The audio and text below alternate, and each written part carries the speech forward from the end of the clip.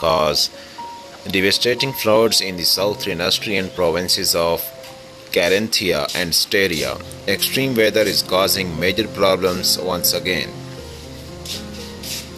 Austria's social media issued a rain and thunderstorms warning for several regions across the country on Monday. The regions of Vorarlberg and Tyrol were most affected. According to local media, the situations on the main ridge of the Alps remained precarious in the afternoon, and possible thunderstorms could exacerbate the situations.